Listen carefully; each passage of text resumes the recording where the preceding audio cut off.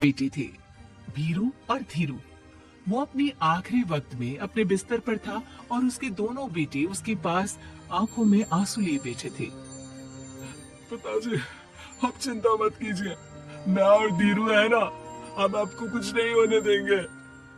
हाँ पिताजी, आप बस आराम कीजिए, डॉक्टर अभी आता ही होगा। मेरे बच्चों, मेरा अंतिम समय आ गया है। तुम दोनों मेरी बात ध्यान से सुनो। मैंने वकील से कहकर अपनी जायदाद तुम दोनों में आधी आधी बांट दी है। मेरे जाने के बाद तुम दोनों मिलकर रहना, एक दूसरे के सुख दुख में साथ देना। तुम्हारी माँ की भी यही इच्छा थी। जी पिताजी, आप जैसा कहेंगे हम वैसा ही करेंगे। जी पिताजी, आप जैसा कहेंगे हम वैसा ही करेंगे। और सुरेश उन्हें छोड़कर चला जाता है। अरे धीरू भाई, मैं तुझसे कहना चाहता था कि मुझे व्यापार बढ़ाने के लिए कुछ रुपयों की जरूरत है। अब पिताजी के जाने के बाद हम दोनों ही एक दूसरे का सहारा है। पिता के जाने के कुछ दिनों के बाद दोनों भाइयों की जिंदगी धीरे धीरे सामान्य हो जाती है। दोनों भाई अब अपना अपना व्यापार संभाल लेते हैं। दोनों एक ही घर में तो रहते हैं, लेकिन अब उनके रिश्ते में पहले जैसी बात नहीं रहती। भीरू शुरू से ही लालची था, इसलिए सुरेश ने पहले ही उन दोनों में प्रॉपर्टी का हिस्सा बांटकर लड़ाई की गुंजाइश खत्म कर दी थी। लेकिन पिताजी के जाने के बाद भीरू का लालच बढ़ने लगा। हाँ हाँ भैया, आप बताइए कि मैं आपकी किस तरह से मदद कर सकता हूँ। मुझसे जो बन पड़ेगा मैं करूँगा। अच्छा तो भाई, तू ना मुझे अपनी गाय दे दे। वैसे भी तू पढ़ा लिखा मॉडर्न लड़का है, भला तू गाय का करेगा क्या? लेकिन इससे मेरी ना बहुत मदद हो जाएगी। ठीक है भैया, आखिर भाई ही तो भाई के काम आता है। आप ले लीजिए मेरी गाय और उसे बेचकर आप उन रुपयों को अपने व्यापार में लगा लेना।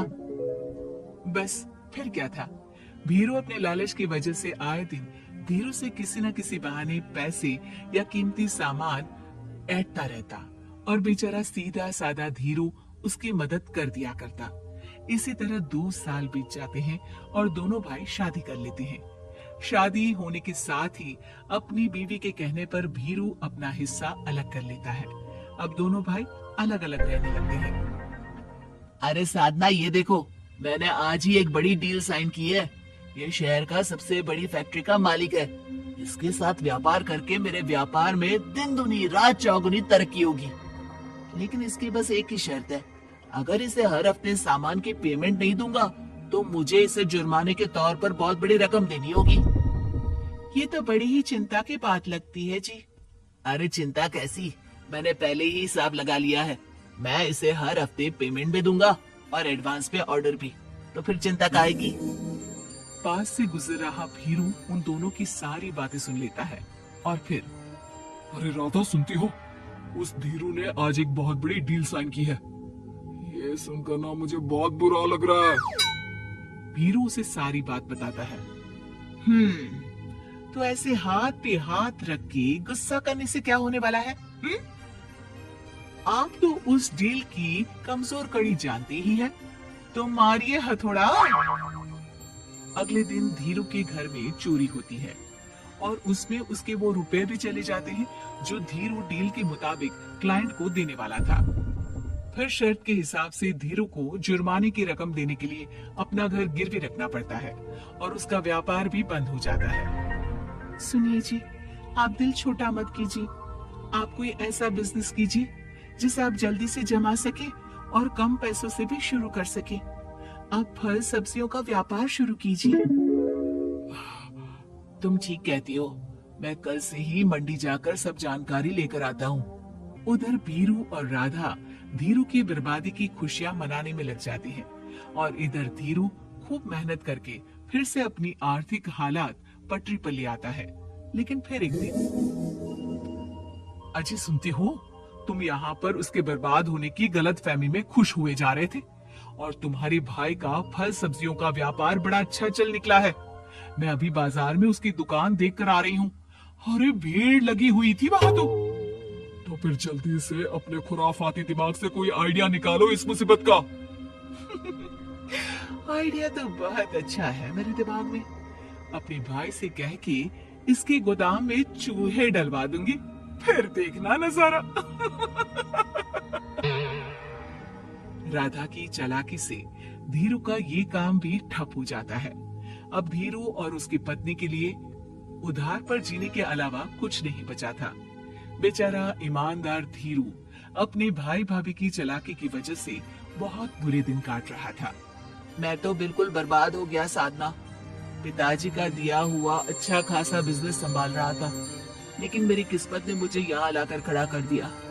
अब तो खाने के भी लाले पड़ रहे हैं। कोई नौकरी भी इतनी आसानी से नहीं मिल रही। मुझे माफ कर दो, मेरे साथ रहकर तुम्हें भी ये दिन देखने पड़ रहे हैं। देखिए जी, आप दिल छोटा मत कीजिए। भगवान कोई ना कोई रास्ता जरूर खोल देगा हमारे लिए। और मेरे दिमाग में तो एक अच्छा आइडिया आ भी गया। मैं बचपन से ही अपनी दादी, नानी और माँ को एक खास तरह का अचार बनाती देखती आई हूँ। वो अचार जितना टेस्टी होता है उतना ही उसे बनाना मुश्किल भी, लेकिन एक बार बन जाने पर वो जल्दी खराब भी नहीं होता जी। वो अचार सिर्फ हमारे ही गांव में बनता था, जिसे खरीदने के लिए दूर दूर से लोग आते थे। मैं सोचती हूँ वही अचार बनाने का काम हम शुरू करें तो। मैं बनाया करूंगी और आप उसे मार्केट में बेच आया करना। साधना, तुम्हारी बातों से मेरे मन में उम्मीद जाग उठी है, लेकिन ये सब काम शुरू करने के लिए रुपए कहाँ से आएंगे? ए जी, मेरी ये कंगन किस दिन काम आएंगी? आप इन्हें गिरवी रखवा लो और जब पैसे आ जाए तो इन्हें छुड़वा लेना। साधना बाजार जाकर अचार बनाने का सामान लेकर आती है, फिर घर आकर सारे खिड़की दरवाजे बंद करके अचार बनाती है और धीरू उस अचार को पैक करने में साधना की मदद करता है और अगले दिन बाजार में बीज भी आता है। शुरू में सिर्फ 10 बोतल अचार ही बन पाता है, लेकिन उसे बेचकर हुए मुनाफे से अचार की बोतलें 10 से 50 और फिर 1000 और 10,000 हो जाती है। अब धीरू को अपने काम में मदद के लिए कुछ लोगों को भी काम पे रखना पड़ता है, लेकिन अचार अब भी साधना ही बनाती है और अपनी रेसिपी का सीक्रेट बनाए रखती है।